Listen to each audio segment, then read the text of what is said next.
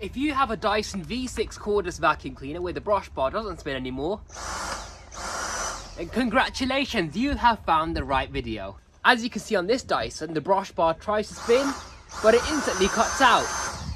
Or it might be that your brush bar does not spin at all. I'm going to show you how to fix it. To carry out this repair, you'll need a Torx T10 screwdriver and a flat screwdriver as well. Remove the sole plate by turning this plastic screw a quarter of a turn anti-clockwise, and then the sole plate will come off like so. And as you can see, it's really dirty, so that will need cleaning. I'm going to show you how to deep clean this thing as well. Remove your brush bar like so with the end cap, that just comes off, and then the brush bar just slides out, just like so. Okay, and now using your Torx T10 screwdriver, remove the screws 1, 2, 3, 4, 5, 6, 7, and 8.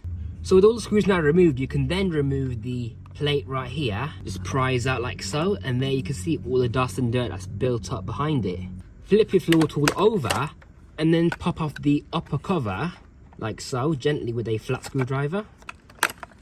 And there we go. The clear window can now be removed, and then because obviously these get quite gunked up, you can give that a wash. Unclip your wires leading to the motor, and then what you can do is remove the motor by lifting it up and then rocking it up and down until it unfrees from the side like that. Now deep inside this drive shaft there's a screw, so you need to hold onto this spindle and undo that screw. So with that screw fully removed, you can then get your flat screwdriver to pop out the drive shaft. So the reason why your brush bar is not spinning is because of all this build-up of hair in the bearing, preventing it from spinning. So just do your best to remove as much hair as you can from this thing. Look at all that, no wonder the brush bar wasn't spinning.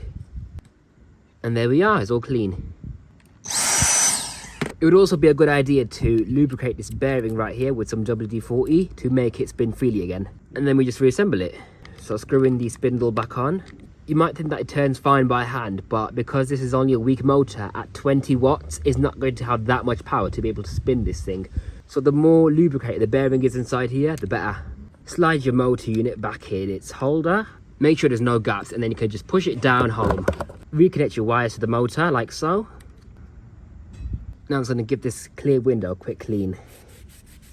So that's the before and that's the after. You can see right through that window now. Make sure you clean this area out as well, because that's where dirt also gets stuck onto. See the difference?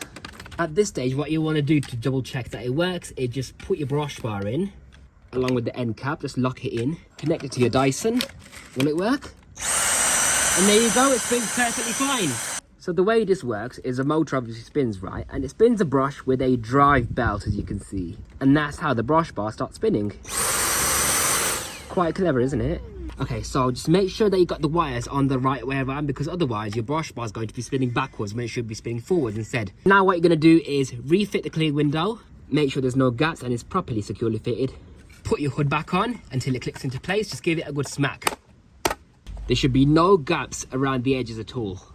Refit this part. Now the reason why this is designed the way it is so that when you've got the head lifted off the floor, right, it prevents the weight of the motor on one side tilting the floor tool onto its side. It just keeps it locked into place until that's pressed in when it's on the floor, and then you can just start swiveling around, because it doesn't do that when, yeah, obviously that's what's going to happen if it doesn't have that, you know what I mean? So that's what it's for. Put your two long screws in first. One goes in here and one goes in there. So just to make sure that you're not missing any out, there's 1, 2, 3, 4, 5, 6, 7, and 8. And finally, you can then put your sole plate back on, turn that fastener clockwise at a quarter of a turn, and there you go. That's your Dyson floor head all fully working and fixed. Fantastic. And now it works like brand new. Just make sure that you clean your filters obviously as well. And before you go, there's one more tip I'd like to share with you. So this filter right here, yeah, it might look clean on the outside, but it's actually not. What you do is you twist the top off with these 3 little clips. This is a sock design, so you just pull that apart, and it's actually dirty on the inside. A lot of dirt builds up, and I've seen them caked all the way up to about here. So just make sure that you clean these properly. Wash it to the best of your ability, clip the 3 clips back in, let it fully dry before you put it back into your machine, and there you go. Your machine should work like brand new. As long as you empty out the max line, keep the shroud clean, the filter clean, and obviously the floor head works fine now. That's the Dyson V6 in fully working order now.